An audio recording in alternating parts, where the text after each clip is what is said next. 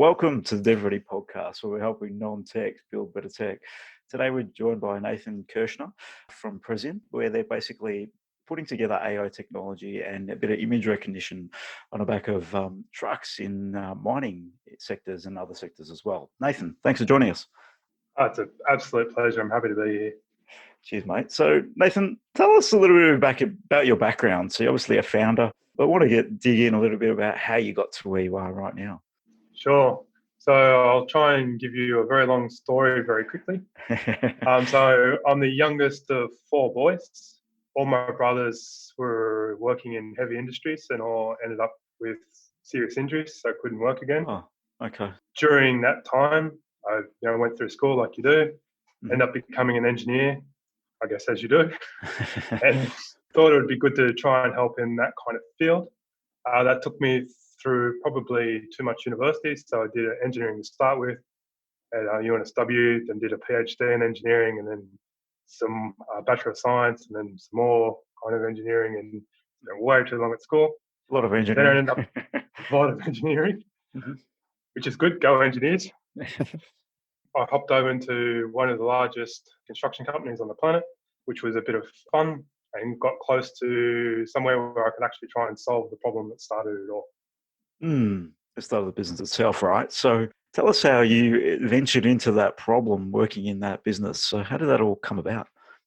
So even that is a bit of a lengthy story. So I spent maybe 10 odd years at universities. So I was a professor here and there, and a couple of unis in Australia, and also spent almost 10 years over at Stanford in the States, all to do around situational awareness, which is the concept of, giving machines some sense of what's going on around them, some ability to sense and perceive the environment so they can, more effectively interact with the environment. So there's a lot of fundamental science in that. That's great. Get to write lots of papers, get to be an academic.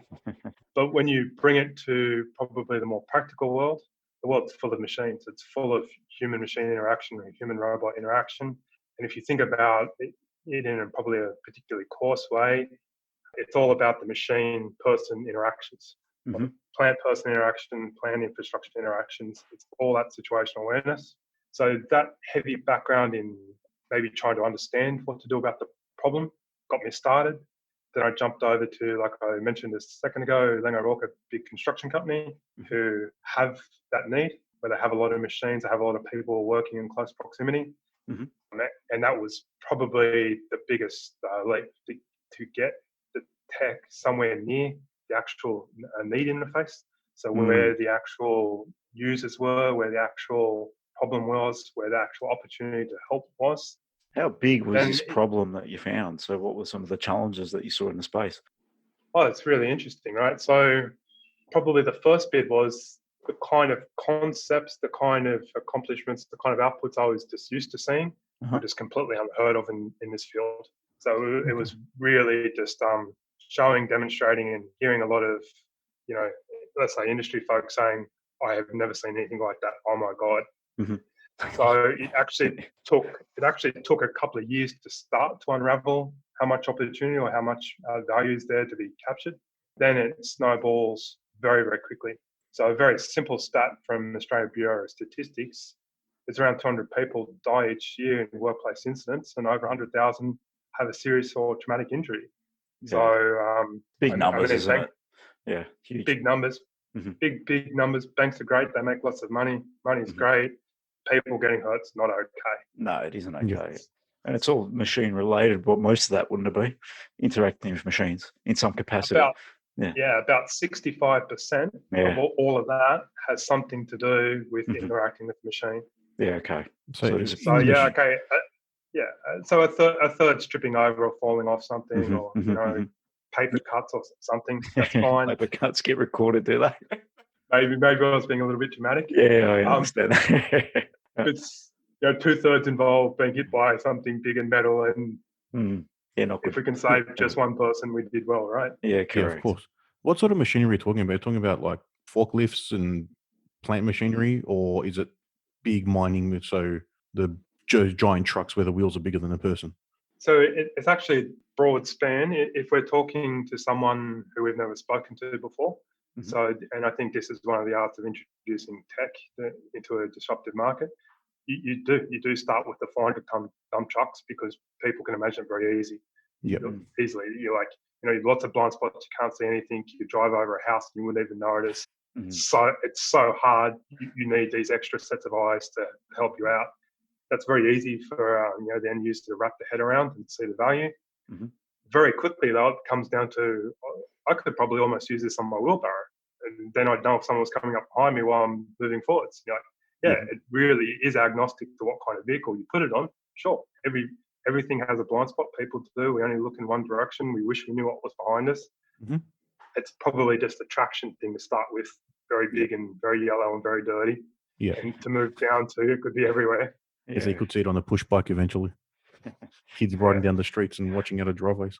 That's it. Or there's quite a big thing actually in roads, transports and logistics of people on push bikes trying to cut past trucks that are turning. And there's signs everywhere and people are worried about everywhere, and it's very easy to lose sight of each other or not see it coming. So that's a very, very simple one on the side of a truck or on the push bike or something, just letting everyone each other know something's there. I was mentioning it to Andrew the other day. It's very similar to the wing mirror, the LED on your wing mirror that just says someone's in your blind spot. So absolutely, definitely. Yeah, so just having an indication of, like you said, situational awareness, something approaching you, to then bring that knowledge to it, so you can make the right decision about what you're moving forward or stopping, or what you should be doing at any point in time then. Exactly. It's a simple nudge, like something's there, mate, have a second look. Do you dive into actually controlling the machinery or not at all? It's just more about awareness. So I think you're crossing over some very interesting territory, right? Yes. So as soon as you present this kind of technology to someone there, someone at the coal front, so to speak, the first thing they want to do is let's integrate it into the machine, let's connect it to this, let's take control, let's shut everything down. I'll be extremely rude, but I think it makes the point. If you do that, you're making the assumption that your workforce is psychopaths that are actually trying to kill each other. Because that's really what you do. If you really need to take control, if you really need to take over, you really, really have assumed that they are actually trying to kill each other. If you take a step back from that, and it's ridiculous, I realize it's ridiculous. You take a step back from that and go, well, why does it happen? It's just, I didn't know. I didn't notice. The information was too slow. I didn't get the heads up. I didn't see them there. I lost attention for a second. So then it steps very quickly back into, well, if I provide the information, we've already got the best controller for the machine in the machine, the operator. That works on a couple of levels. It actually works because it's simpler to implement because we've already got someone there who can control. Definitely, it's much easier, isn't it? But the industrial relations examples through the roof. So you only have to look at the news right now about Patrick Stevedore and the stress that those guys are going through about the automation. So we have automation that takes over and does the job. That's threatening. That scares people. That causes issues. It may not be real. It may only help. It may only create more jobs. It may only simplify things. But it's scary. Yeah, it's change, right? People are afraid of change. Not many people like change. That's a reality. We pretend we do, but we like things to stay as normal if we can. And in the current climate of COVID, sitting through this, you can see that, especially in Melbourne. Not everyone's enjoying the current climate in Melbourne. Yeah, that's right. And so there's change. There's a fear of change. I think there's also a fear of your kids going hungry and your mortgage being unpaid. Yes. So how about we just do this? We don't need you anymore. It's kind of like, that's going to be an issue for me. Get it? Oh, that's the ground you stand on. So, in terms of building technology like this, being in a lot of dirty places, how have you gone about this? It's obviously a hardware component as well as software components. There's AI, there's a bit of technology in this, but that's the technology side. So how have you gone about delivering that? So maybe give everyone listening a sort of an overview of what the solution is. Sort of talked around the boot, and I don't know if anyone knows what it actually is yet. Directly as to how it comes together. Okay, so there's several elements in the solution, and there's a central processing or black box, the AR box. Then there's sensors. Then there's also some user input to configure, to set up the widget. Then there's a couple of outputs, one being a real-time output, so some kind of alert that's connected in, to the workflow.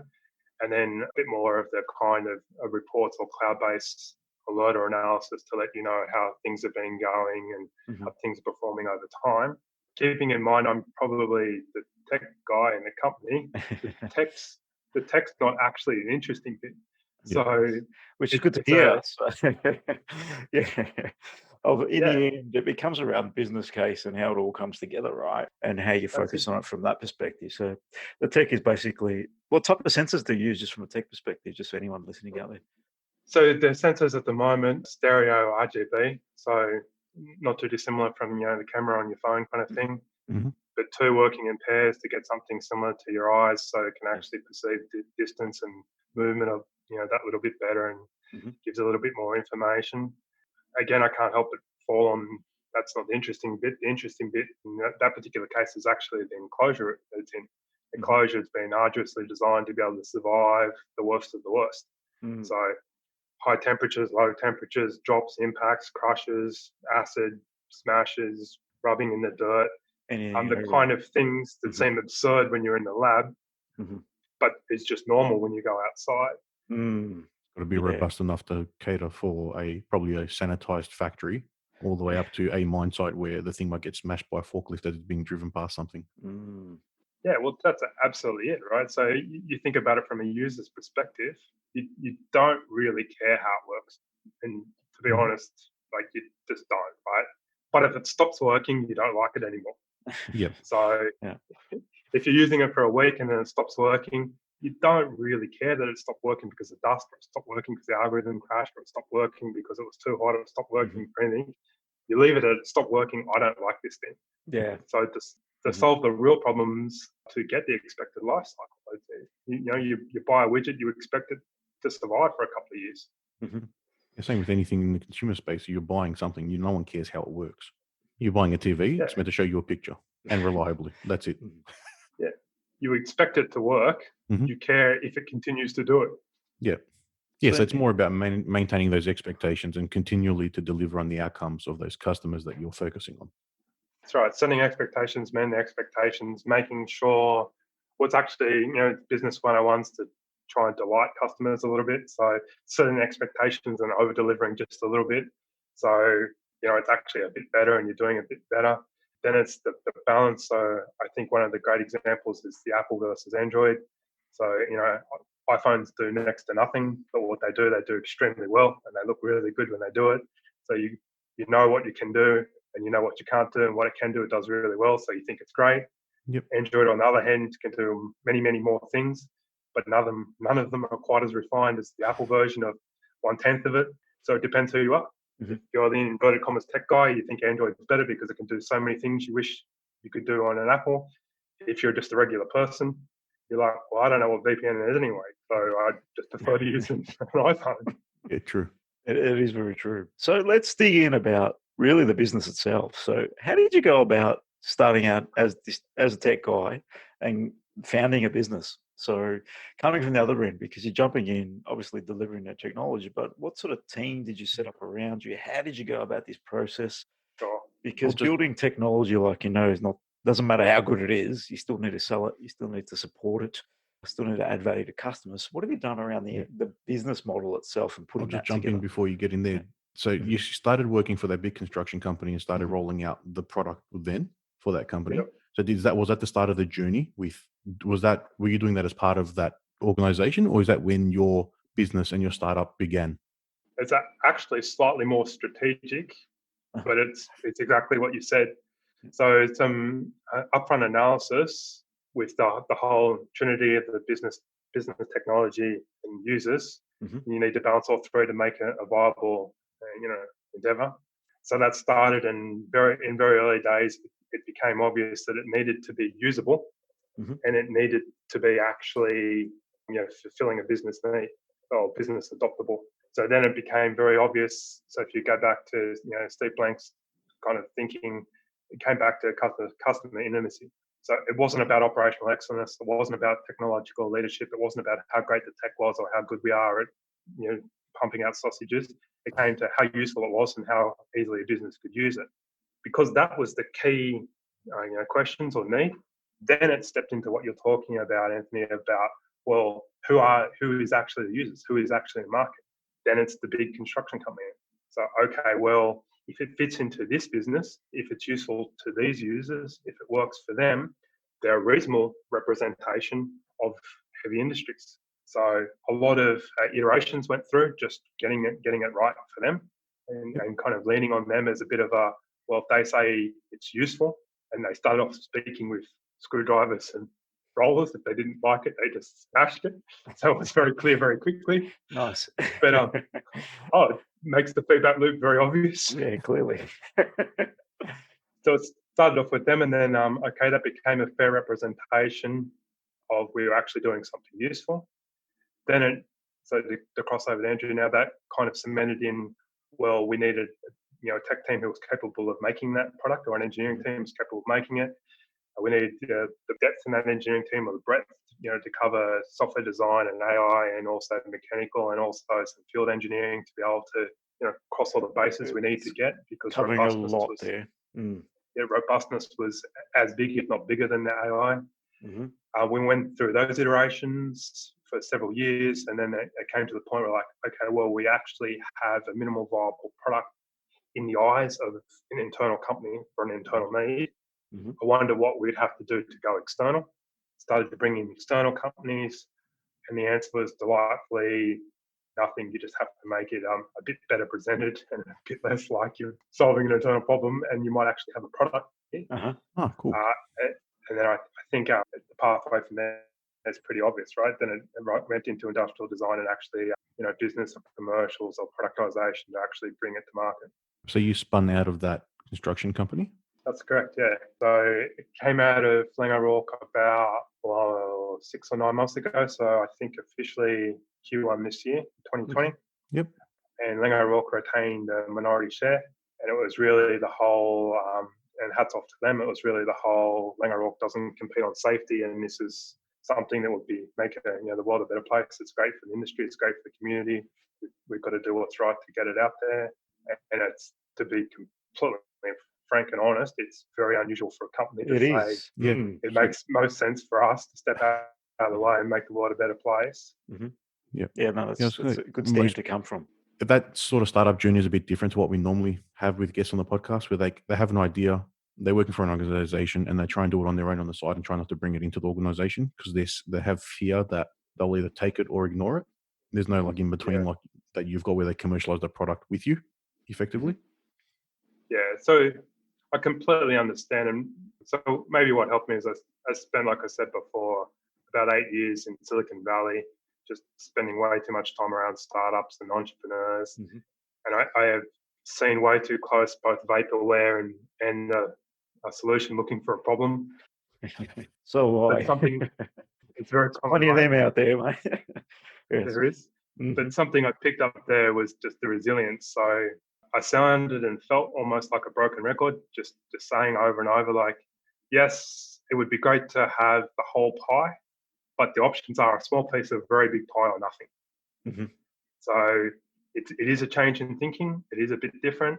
The reality is there's different business trajectories, right? The large companies cannot do this. So they actually cannot borrow the idea off you and do it themselves, because it's not core business. It doesn't work like that. It doesn't make sense. Yeah. So I completely understand being afraid that it's going to get taken away from you and someone else just does it. But the reality is you can't do it yourself anyway. So it maybe makes more sense to do it in partnership or be open about it. All of this is caveated with you've got to be in the right kind of environment, because if you're in an environment that supports that, it goes with it, facilitates it, you've got a good chance. If you're in an environment that maybe shuts you down, tries to keep you in your place, it's going to be a harder slog. Yeah, of course. Yes, it can take years and get nowhere. We've been a part of one or two of those that just, get caught up in red tape of corporate, and they just dwindle away, because it becomes too hard. So you definitely need buy-in in the organisation if you're going to drive out and productize and spin out a product, and hats off to them for the way it's been done, because it sounds like it's been done for the good of the industry. So I think that's a massive plus. So through your experience, there's some very easy things in there. Sorry, Andrew, sorry to interrupt you. There's some very easy things in there to demonstrate. I think if I was going to say the most successful thing I did during that journey was just to talk to venture capitalists and say, here is the idea, here's the traction, this is what I've achieved. How much do you think this company could be valued at? Mm-hmm. And pretty much any number they say, you can go back to the corporate and say, I'm an engineer, we're supposed to save you money. I just made you money. Do you want me to make you some more? I can make you some more. Turns out it wasn't even that hard. Maybe I should keep going this way. I might tell you what you could do to help find someone who knows something about business to come with me, because that would be very, very useful. It changes a lot, and it completely disarms or redirects arguments or discussions when you start to say, look, someone I've never met before who is a financial investor said they'd give me $10 million. I don't know why we're talking about whether this is a good idea or not. It feels like we should just do it. Yep. Yeah, it definitely changes the conversation if you bring any sort of information like that, and you can start introducing a new revenue stream to an organization. Yeah, That's like right. you said there, engineers are seen to save money in an organization. Yep, you're there to build efficiency, not create, and I think that's a massive plus that you've gone out and done that. And being a part of Silicon Valley in that world, you would have obviously learned a bit from there. So what's some of the key takeaways of being in that environment? So what did you learn from that environment? I think there's a couple, and I can sum them up in probably 3 tight little catchphrases. Yeah. So one is it's all about business, technology, and people. Mm-hmm. You can't have just one. You've got to consider all 3. The sweet spots in the middle. The next would be, how good is your absolutely great idea if everyone completely refuses to use it? And I think the answer to that one's pretty obvious. And the last is probably my favorite. There's 100,000 engineers in the world, and we're absolutely definitely 100% right. Unfortunately, there's 7 billion other people who don't care. Yep. That's very true. And that's when you come from a product focus. So, and that's what that is, right? So if you are in the space of building your own product and an engineer and designing a product, no one else really cares how it works. They just care about the outcome and what it's going to deliver them, what value it's going to deliver them, what cost saving, is it going to save lives in your instance? That's what they care about.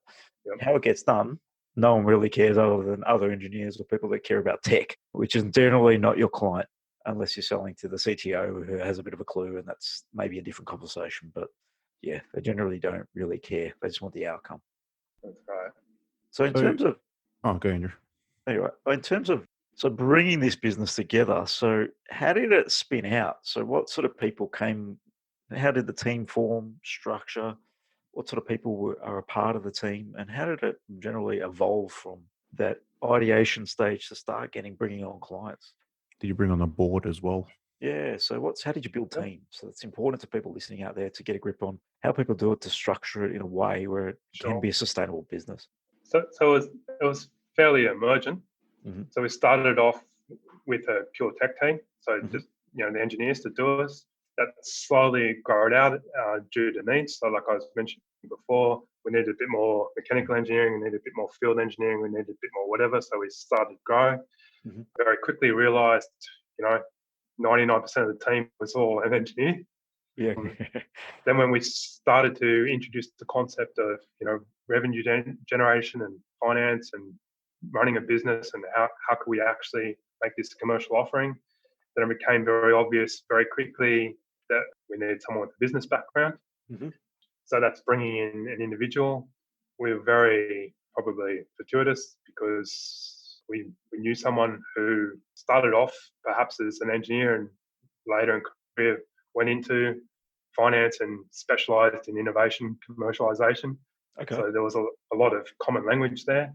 I think that's probably, that last bit was probably just a bonus. It was the core. The core was finding someone who understood how to actually formulate a business out of it. That got us far enough to be able to articulate we had a product, we had traction, and we had some ability to generate revenue out of it, which, to be completely fair, was enough. That was enough to go to VCs and say, look, there's no vapor here, there's no dreams here. There is a thing, tap on it. It will make a sound when you do. You want to know some logos of people who are currently using it? Here's the spreadsheet. You want to know how we're going to make money out of it? Buy this. Then the VCs did their thing like, well, how coachable are you? How willing to learn are you? What if we had a product expert? Would you take their advice? What if we had a CFO? Would you take his advice, their advice, whatever, etc.? very easy on our side of the table, kind of palms up, open-hearted to say, we would not only take those advice, they could have a desk. We would very, very much welcome someone with that background just to come in and just take over that function. We don't want to be guessing at accounts. If you've got someone who's an expert in accounts, they can just take over. That, believe it or not, is actually music to VC's ears, because they want to have some kind of ability to, I don't know, influence or control or maybe assist or boost or direct a company from within. Yeah, they want to make sure you're coachable as a business, right? So because they're going to come in from a really a business perspective, so they want to bring people in that ensure that their money gets spent well and they get a return. That's the reality. And if they can add value, correct. So if they can add value and they see that there's gaps, then they can help fill them. They know the people that could fill them, or they know the roles. They want to know that you're going to listen to that. Absolutely, definitely. They want you to succeed, and they'll do anything they can. And in our case, we made it nice and clean. Like, here are the things we think we should do. Here's 5 of them. We only do 2 of them, and we do them extremely, extremely well. We're very, very aware we need the other 3. Please help. Please help. Yes. And I think when we're all looking at business generally, we don't, like there's the areas, there's the marketing, the sales, the product itself, finances, customer, and that's those key areas. We all need to cover off all of them. And if we do them all well, we have a good business. If we lack in one, it's like the squeaky wheel. So that can be the one that lets us down as a business itself. So it's important to cover them all off. That's true. I would inject the temporal aspect, the timing to that. So if you can demonstrate you've solved a real need, that's enough to buy you the time for the rest of things to happen. So if you, let's be dramatic. If you go into whatever and say, look, my accounting's at Australian accounting standards, look how good I am. And someone else says, but they're all zeros, you haven't actually done anything. Yes. You're not going to succeed. If you go and saying, I've made this widget, and that mate over there who does some job I don't really understand said it saved his life, which sounds like a good thing. Yes. They'll say, well, gee, that's pretty bloody good. And then they'll say, how's your accounting? You say, that I don't do. So lead with product market fit, lead with solving a real problems, fulfilling a real need, lead with the traction, the momentum, demonstrable connection to the market. That buys you the time to be able to bring in or to amp up the other systems. Oh, definitely. If you're generating revenue too, that's another win. So, I mean, you mentioned generating revenue. So as soon as you're talking about generating revenue in a startup, it makes life a lot easier for everyone to look at. And then, if you're still generating just an engineering team, you're doing quite well. So I agree with that. I think that's a good point in terms of that. So it is all about the product itself. Is it solving a real problem? I think you mentioned it a few times today. I think there's a lot of tech out there that's been built just off an idea and never speaking to any users. But it seems like you've gone down a process to work with your company and get an understanding of what the users really need and what they desire and solve a real problem. True, and it's so attractive as a tech guy to just make cool tech and stay in my dark room and be very happy about it. Yeah. but if you have a look at some examples of the outside world, right? So you take the mobile phone example. It is what it is, and no one will leave home without it. And if you're like me, you leave home without it, and you feel naked and turn around and go home. You contrast that to a smartwatch, which is pretty impressive tech, and you leave home without it, and you never wear it again because who cares what they do anyway? Yep. So it's not about how good the tech is; it's about how useful it is. What do I get out of it? How well do I understand it? When I get used to it, do I ignore it? Do I reject it? Or do I become addicted or dependent on it? Maybe if you go too far down the addicted stream, you end up with other issues. If you get ignored, then the first time someone forgets to carry it with you, it never gets looked at again. If you get rejected, you fail very quickly. Yep. In terms of some tips that you drive out for people that are in your seat, because there are a lot of non-tech, you're a technical founder that are out there. What tips would you say around, so you've structured out, build a good product, focus on solving a real problem. But in terms of engaging with customers, and I think just how you went about that approach and ensuring that you were solving the right problem, what are some of the things you put in place there? So it's even I find this quite rude, and I'm thinking about it myself. Yeah. So if you want to talk about the tech, if you want to think about the tech, go and do a PhD and talk to them. You've done a few of those, If you didn't you? Probably do one of those. Yes, unfortunately, I have. Yeah. If you're going to talk to customers or real people, what does it do and why does it do that? That's all that matters. How does it work? What's in it? What are you thinking about? How did you pull it together? What kind of whatever does it use? It's rude, but people just find it boring. They switch off. They don't care. They just let go and stop. And you find the right audience. You can talk about it for a year. No worries. I think that's the classic mistake. Definitely, I used to make when I was younger. I'm proud of what I did, so I want to talk about that, which is a mistake. It's really, I go to talk to someone else. What do you want to know? What are you interested in? What means something to you? What's valuable to you? I will connect what I've done to give you what you just said you wanted. All of a sudden, it's like, oh, I as the third person see what value or what usefulness I get out of using that. That's great. I'll take top 5. Thanks. No one cares how it does it. And the learning, no one cares how it does it. But that point there is when you query the customer, you can also improve the product too. So, and the offering. So getting a real understanding of who the customer is, you will improve the product by learning about them, not about telling them about what you do. And I think that's a fair point. Definitely. Yeah. And just to close it off, you actually end up feeling better as an engineer because when you really think about it, the biggest reward is to have someone else say, that thing you made is really useful. That really helped me. And that's what every engineer wants. They want their technology to be used. And the last thing you want is vaporware or something that sits on a shelf and never gets touched. Yeah. You don't actually want them to explain back to you how it works. You just want to hear that it was useful. Yep. Correct. Same with us in the software space. We want to see our software being used, not us deploying and go, yep, that's perfect. Let's go. It never gets touched. We've built software in the past. It goes into a corporate, sits there, goes nowhere, and you think, why the hell did we build this thing? So we changed our approach over the years in terms of helping customers understand what their actual users really need rather than just building things. Because sometimes I think a lot of people don't go down the approach of, I don't know what it is, but they get a little bit too close to their ideas and they just build it and then they just show it to the market and here it is, come and buy it or come and use it. And that's a very dangerous approach because in your mind, it might add value, but in everyone else's mind, it might be done completely backwards and rendered useless. So I tend to agree with that. I find that a very externally facing opinion, though. So I agree that it's very real, and that's the underpins your business. On a very personal level, it's defeating. It's defeating to sink so much into something, have so many good ideas, put it all in there, show it to someone else, and then just not get it. Yeah. Just not use it, not get it, not value it, not appreciate it. It's actually defeating. You actually feel bad when you start to realize by doing less, by putting less in, by achieving less, and by making that one thing that little bit clearer, that little bit simpler, a little bit more in tune with what's needed, people respond really, really well to it. You're like, right, well, Dad did always say to be a good engineer, I should be lazy. I guess he was right. Well, that's the point of functionality, right? So when you look at any software, I think the similar rules apply. And when you build an MVP, that might be only 20% of what you imagine. But in the past, I've heard stories about people that design 200 functions, they build 25, 30, and then their product never needs the other 175 because it solves a problem and they were just nice to have. So yeah, when you get carried away and focused on just function after function, things can get a little bit lost on what you're actually trying to do here. You're not trying to build a product, you're trying to solve a problem. And deliver an outcome. Yeah, correct. So Nathan, it's been a real pleasure talking to you. Just want to leave you with this one question.